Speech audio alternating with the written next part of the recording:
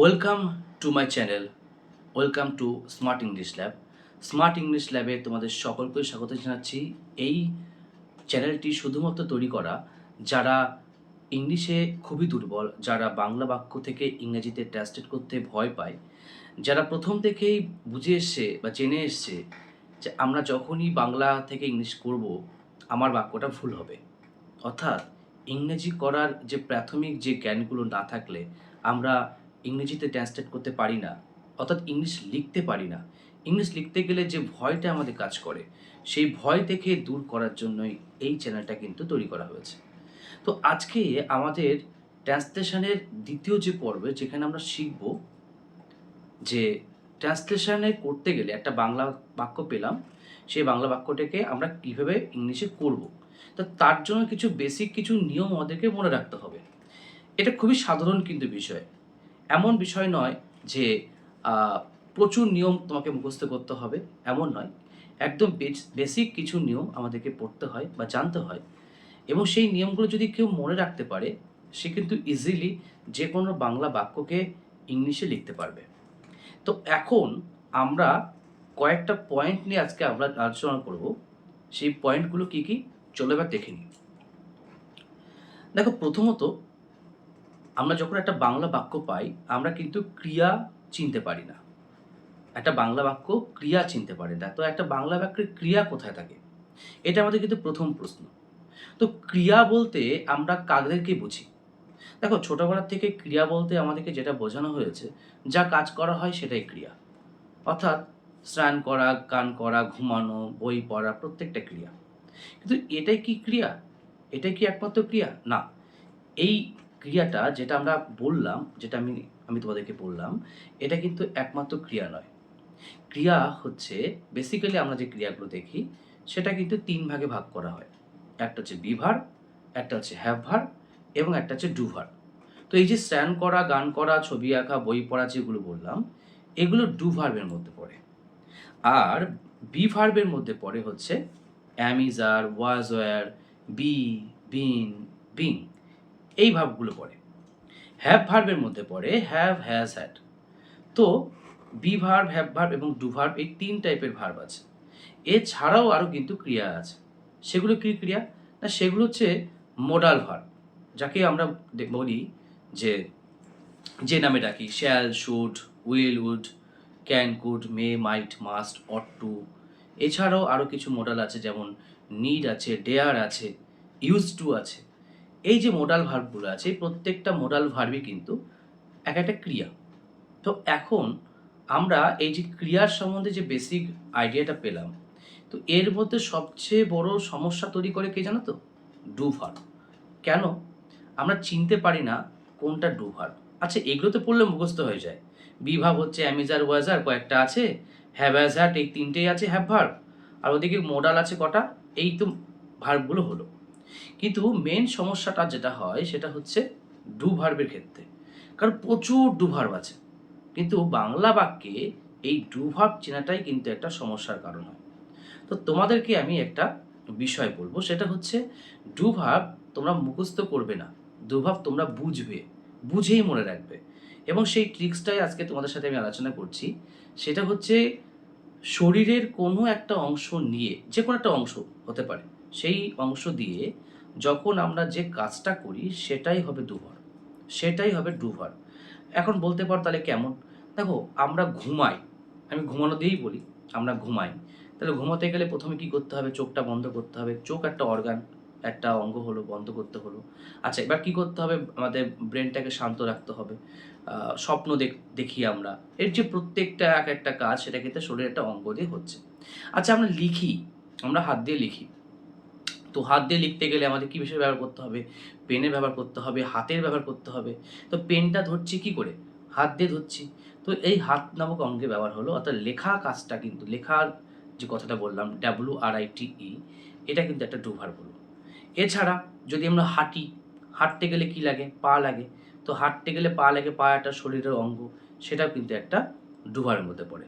যদি বলি যে আমরা এখন দেখি, আমি দেখি, দেখতে গেলে কি লাগে? দেখতে গেলে কিন্তু আমাদের চোখ লাগে, অর্থাৎ চোখে ব্যবহার করতে হয়। চোখ একটা অর্গান, শরীরের একটা অঙ্গ। তো এটাও কিন্তু ডু ভার্ব।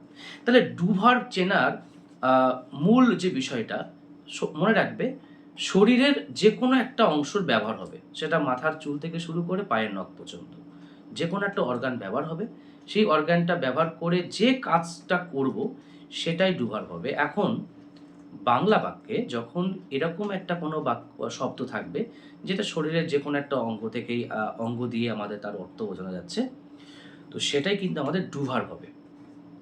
এই ডু ভার্বকেই আমরা বাংলা বাক্যে যদি সঠিকভাবে চিনতে পারি, আমাদের কিন্তু কাজটা অনেকটা সহজ হবে। তো এখন গেল এটা ডু ভার্বের কনসেপ্ট গেল। এবার আমরা শিখব হচ্ছে যে বি ভার্ব কী করে চিনব। তো বি ভার্ব চিনতে গেলে তার জন্য তোমাকে কিন্তু আরেকটা নিয়ম মনে রাখতে হবে। বি ভার্ব কিন্তু অ্যামেজার বললে, ওয়াজার বললে কিন্তু বি ভার্ব কিন্তু হয় না। এটা তো সাধারণ কথা, অ্যামেজার ওয়াজার বাক্যে থাকবে তো বি ভার্ব হবে।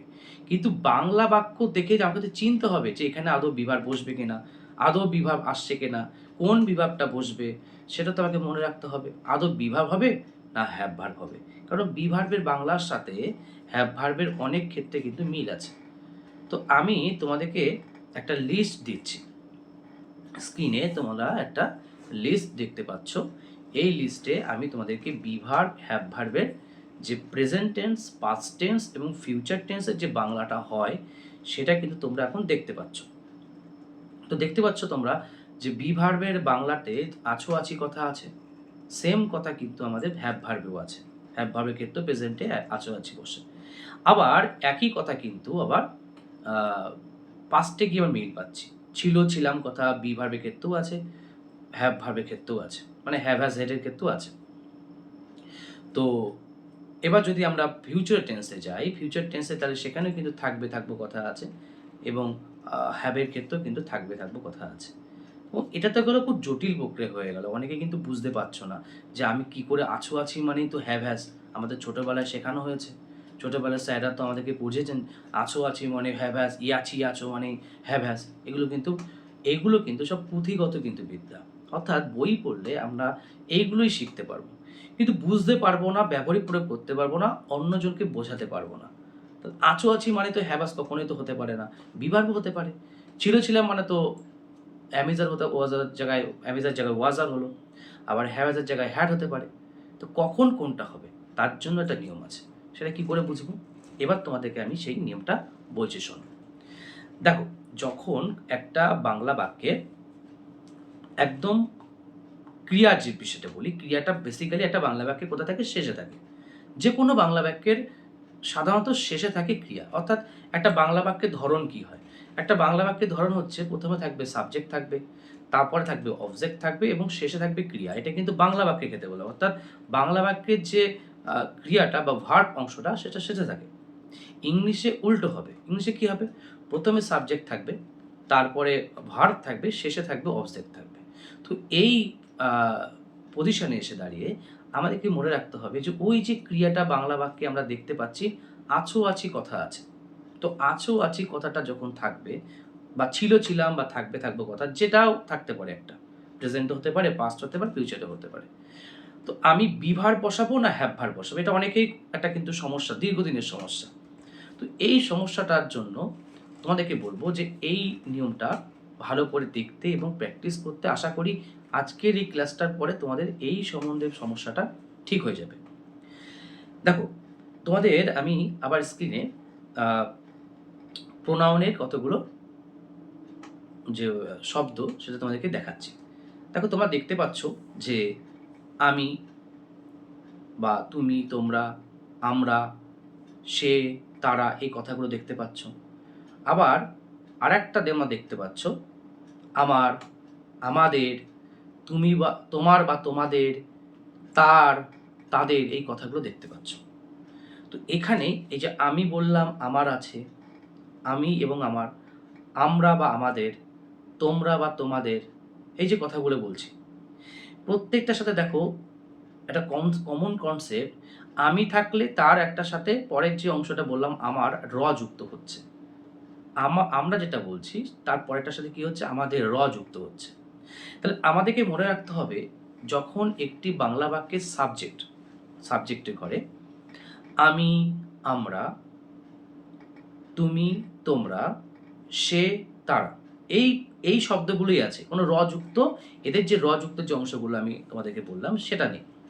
তাহলে এরা থাকার পর সেই বাক্যে যখন ক্রিয়া আছো আছি কথা থাকবে, বা ছিল ছিলাম কথা থাকবে, বা থাকবে থাকবো কথা থাকবে, তখন বি ভার্বের ব্যবহার হবে। তখনই একমাত্র কিন্তু বি ভার্বের ব্যবহার করতে হবে। এবার যদি আমার কথা থাকে, আমার মানে যুক্ত কথা, আমার, আমাদের, তোমার, তোমাদের এই কথাগুলো আছে, তার, তাদের এই কথাগুলো আছে, সেক্ষেত্রে তোমরা দুটো জিনিস মনে রাখবে। দুটো জিনিস মনে রাখবে। অ্যাক্ট নাম্বার 1, যে এখানে কিন্তু বি ভার্বের বিষয়টা আমি ডাইরেক্ট বলবো না। এখানে যে বিষয় তোমাকে মনে রাখতে হবে সেটা হচ্ছে আমার, তোমার, আমাদের এই যুক্ত প্রোনাউনগুলোর পর বা সর্বনামের পর সাবজেক্টের ঘরে যদি কোনো নাউন ডাইরেক্ট থাকে, ডাইরেক্ট থাকে বলছে আমার বাড়িটা, তোমার গাড়িটা, তার ছবিটা, এরকম ডাইরেক্ট একটা নাউন বসানো আছে। ছবি, গাড়ি, বাড়ি এরকম নাউন বসানো আছে। তাহলে কিন্তু এখানে হ্যাভের যে বিষয়টা সেটা কিন্তু এখানে আমরা করতে পারবো না। এখানে তখন মানে বুঝে করতে হবে। কিন্তু যদি এরকম কোনো নাউন না থাকে, কোনো নাম নেই, যেমন তার পরিবর্তে কী দেওয়া আছে? সংখ্যা দেওয়া আছে বা পরিমাণ দেওয়া আছে। যেমন আমার একটা গাড়ি আছে, তোমার দুটো বাড়ি আছে, তার অনেক ভাই আছে, তাদের কিছু আ গাড়ি আছে, তা আমাদের কিছু টাকা আছে। এরকম যে বাক্যগুলো আমি আ বললাম, প্রত্যেকটা দেখো আমার, তোমার, তাদের পরে একটা করে সংখ্যা বা পরিমাণের কথা উল্লেখ আছে।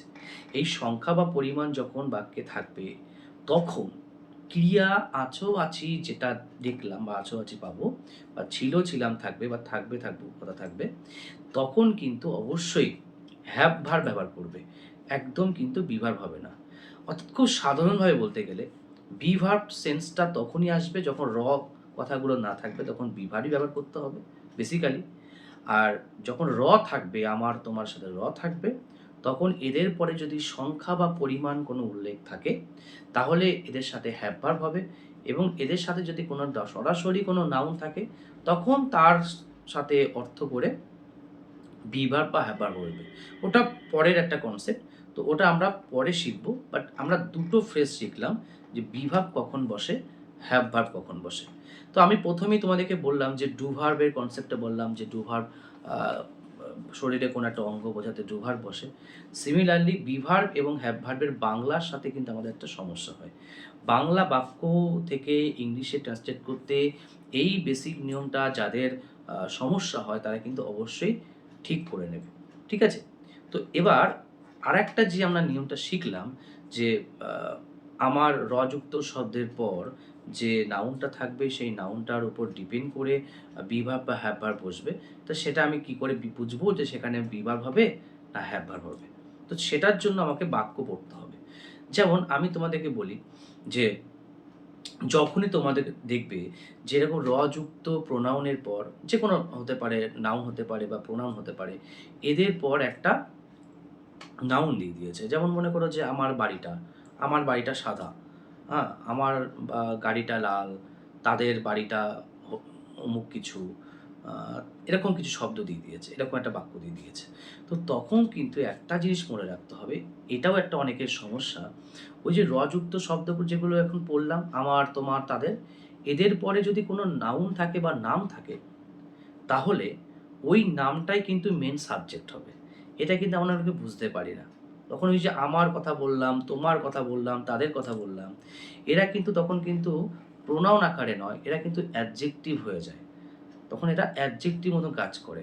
তখন কিন্তু কখনো এই যে আমার বই বলে মানে মাই হবে কিন্তু। অনেকে কিন্তু এই সমস্যাটা ভোগো, মানে সমস্যাটা ফেস করো, যে আমার মানে কখনো আই হয়, আর আমার মানে কখন মাই হয়। তো আমার মানে আই এবং আমার মানে মাই, আমাদের মানে উই হয়, আবার আমাদের মানে আওয়ার হয়, এটা কিন্তু অনেকের সমস্যা হয়।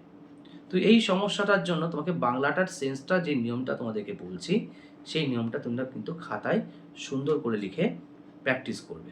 সেই নিয়মটা কি? অলরেডি আমি বলে দিয়েছি, আরেকবার বলছি, যে যখন যুক্ত শব্দের পর আমাদের এরকম যে কথাগুলো বললাম, এদের পরে একটা নাউন থাকবে, তখন কিন্তু এরা হয়ে যাবে, তখন ওই মানে হচ্ছে মাই, আওয়ার, ইওর, দেয়ার এই কথাগুলো আসবে। অর্থাৎ পসেসিভ অ্যাডজেক্টিভ ফর্মটা হবে। প্রোনাউনের পসেসিভ অ্যাডজেক্টিভ ফর্ম এটা হবে। এবং এদের পরে যে নাউনটা থাকবে তখনই কিন্তু সেটা ওটাই কিন্তু মেন সাবজেক্ট হবে।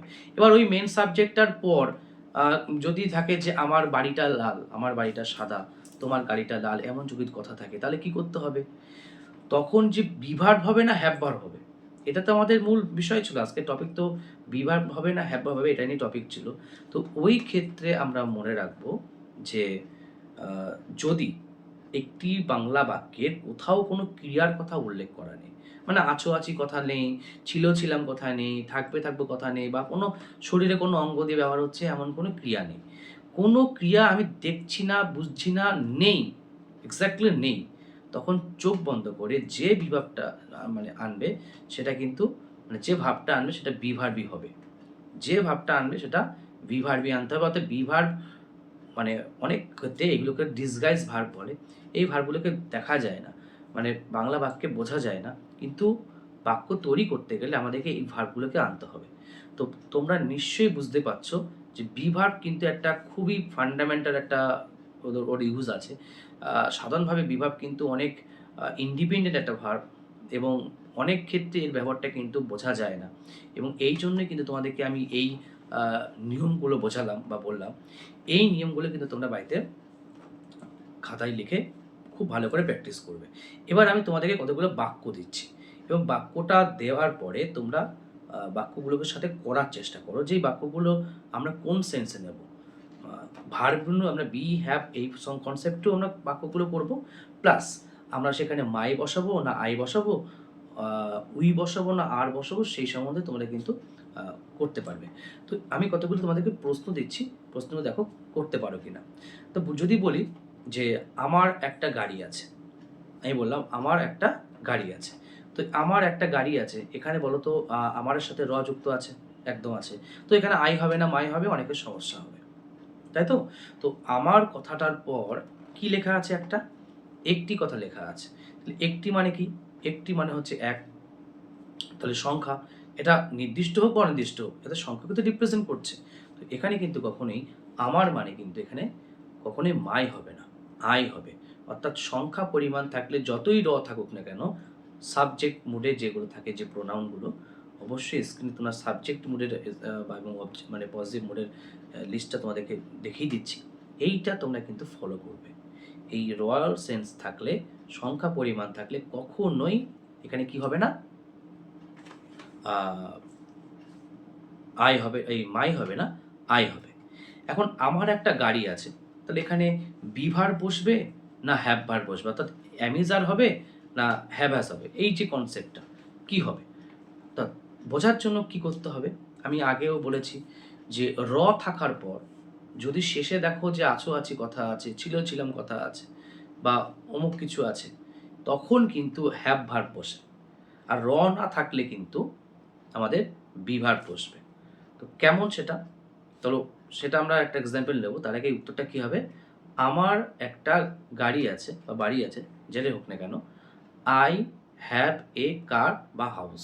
I have a car বা হাউস। এবার আমি বাড়ি আছি। এবার বাক্য বললাম আমি বাড়িতে আছি। তো বাড়িতে আছি বা বাড়ি আছি যাই হোক না কেন। তো এখানে দেখো তো আমি কথার সাথে কোনো কথা আছে? নেই। তা আমি কথার সাথে কথা নেই, তারপরেও আছো আছি কথা থাকা মানে আয়ের পরে অবশ্যই আমরা যে ভার্বটা নেব সেটা কিন্তু বি ভার্ব হবে। হ্যাভ ভার্ব হবে না। আমাদের অনেক বই আছে। তো আমাদের কথার সাথে কি আছে? আমাদের সাথে কথার সাথে যুক্ত আছে। তো এই এর পরে অনেক নামক যে একটা কি পরিমাণে কথা আছে। এখানে কিন্তু সংখ্যা না, এটা পরিমাণ, হ্যাঁ? কোয়ান্টিটি। তো এটা আছে। তো এখানে থাকলে কি করতে হবে? তাহলে আমার বলতে কি এখানে আই নেব না মাই নেব? আমাদের বলতে এখানে উই নেব না আওয়ার নেব? তোমরা নিজেরাই বলো। উই হবে না আওয়ার হবে? তাহলে অবশ্যই কিন্তু সেখানে উই করতে হবে, আওয়ার করা যাবে না। কারণ সংখ্যা পরিমাণ থাকা মানে হচ্ছে সাবজেক্টিভ ফর্ম বসে, কখনো পসেসিভ অ্যাডজেক্টিভ ফর্ম বসে না। তাহলে এখানে উই, উই এর পরে যে কথাটা যে আছি কথাটা লাস্টে আছে, তার জন্য কি করব? তার জন্য আমাকে নিতে হবে হচ্ছে হ্যাভ হ্যাজ দিতে হবে। কেন? ওই যে প্রথমে আবার বলেছি যে থাকার পরে আছো আছি কথা মানে হচ্ছে সেটা হ্যাভ হ্যাজের দিকে যাবে। না থাকলে আছো আছি মানে হচ্ছে সাবজেক্ট ফর্ম বা বি ভার্বের দিকে যাবে। তো বি ভার্ব এবং হ্যাভ ভার্বের যে কম্বিনেশনটা তোমরা কিন্তু বাড়িতে প্র্যাকটিস কিন্তু করতে হবে। তোমরা যারা এই ভিডিওটা দেখার পরে তোমাদের যদি কোনো সমস্যা হয় তো আমাকে কিন্তু অবশ্যই কমেন্ট সেকশনে জানাবে। তাহলে আমি এটার উপর আরও একটা ভিডিও কিন্তু তোমাদেরকে দেবো। আরেকটা ক্লাস তোমাদেরকে দেবো। তোমরা বুঝে কিন্তু আমাদেরকে উত্তর দিতে পারবে। এবার আমরা ছিলাম নিয়ে একটু বলি, থাকবো না একটু বলে দিই। সেটা হচ্ছে যে যখন ছিলাম কথা থাকবে একই রকম নিয়ম হবে। তো আমার একটা আ গাড়ি ছিল। তাহলে কি হবে? তো ওই যে আমার বলতে আবার কি হলো? হলো। মাই কিন্তু হবে না। তো ছিল বলতে তাহলে কি হবে? যেহেতু এর সাথে ছিল আছে, তাহলে কি করতে হবে আমাকে? হ্যাভ অ্যাজ এর যে পাস্ট ফর্ম যেহেতু অতীতকালে আছে তাহলে কি করতে হবে? হ্যাড আনতে হবে। আই হ্যাড এ কার। তার একটা গাড়ি ছিল। তার বলতে কি হয়? দেখো তার আর তাদের মধ্যে অনেক সমস্যা হয়। তার মানে কিন্তু এখানে হি বা সি ধরতে হবে। তাদের মানে কিন্তু দে ধরতে হবে। ঠিক আছে? হি বা সি মানে হচ্ছে তার আর দে তাদের মানে হচ্ছে দে। তো এখানে তার বলতে বোঝাতে হবে কিন্তু হিজ হবে না, হারও হবে না। কারণ তার একটা যে সংখ্যা বলছি। ঠিক আছে? তো এটা যদি আবার হারে করতাম তাহলে কখন হার হতো? তার গাড়িটা লাল। তার বাড়িটা সাদা। দেখো তার গাড়িটা, তার বাড়িটা, গাড়ি, বাড়ি ওই নাউনটা কিন্তু ওই এর পরে বসেছে। তখনই একমাত্র হিজ হবে বা হারের ব্যবহার করতে হবে। বা তাদের গাড়িটা, তাদের বাড়িটা, তাদের ছাতাটা এই যে বলে যে শব্দগুলো বললাম, এর পরে নাউনটা থাকার জন্য কিন্তুই তখন কিন্তু এটা দেয়ার হবে, দে হবে না। অর্থাৎ নিয়মটা কিন্তু খুবই সোজা কিন্তু অনেকের কাছে জটিল এই কারণে লাগবে কারণ এইভাবে তো নিয়ম আমরা কখনো আগে শিখিনি। কখনো আমরা পড়িনি এবং কোনো বইতে কিন্তু এভাবে ডিটেইলসে দেয়া থাকে না। তো এই যে কনসেপ্টগুলো তোমরা কিন্তু করতে পারবে। এবার ওয়াজ আর বসাবে না হ্যাড বসাবে, এবার তোমরা নিজেরাই কিন্তু প্র্যাকটিস করতে পারবে। তো এটার উপরে আমি একটা পরের সেশন আমি অবশ্যই আনবো। আজকে জাস্ট তোমাদেরকে আমি দেখালাম বা বোঝালাম যে বি ভার্ব এবং হ্যাভ ভার্ব আছো, আছি, ছিলাম কথা থাকা সত্ত্বেও কখন এরা বসে বা বসে না। এর যে গল্পটা আমাদের অনেকেই সমস্যা। আমার মানে কখন আই হয়, কখন মাই হয় এটার সমস্যা। তো এই নিয়মগুলো তোমরা কিন্তু অবশ্যই দেখলে এবং বুঝতে পারলে। আশা করি তোমরা বুঝতে পেরেছো। যদি বুঝতে পারো তবুও জানাবে, যদি বুঝতে না পারো আবার জানাবে। কমেন্ট সেকশানে জানাবে এবং আমি তোমাদেরকে কিন্তু আরও ভালো করে ডিটেইলসে আরও এনালাইসিস করে পার্ট করে আমাদের কিন্তু বোঝানোর চেষ্টা করব। ডু ভার্বের কনসেপ্টটা কিন্তু আমাদের আজকে শিখলাম যে শরীরের কোনো একটা অঙ্গ দিয়ে যখন কোনো কাজ হয় তখন সেটাই কিন্তু ডু ভার্ব হয়। আর বি ভার্বের আর হ্যাভ ভার্বের সাথে এর কোনো সম্পর্ক নেই। আমরা যেন এটা যেন কনফিউশনে না ভুগি। আমরা আরেকটা বিষয় শিখলাম যেটা আমাদের খুবই পুরনো একটা সমস্যা।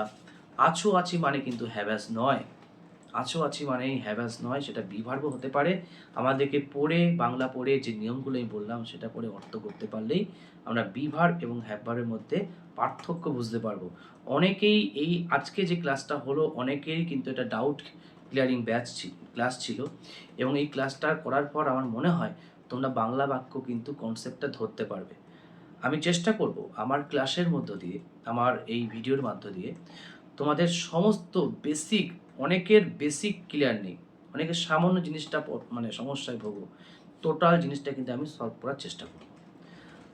যদি ক্লাসটা ভালো লাগে অবশ্যই লাইক করবে, সাবস্ক্রাইব করবে, কমেন্ট করে জানাবে, শেয়ার করবে বন্ধুদের কাছে এবং যুক্ত থাকবে আমার সাথে। চলো দেখা হচ্ছে পরের ভিডিওতে।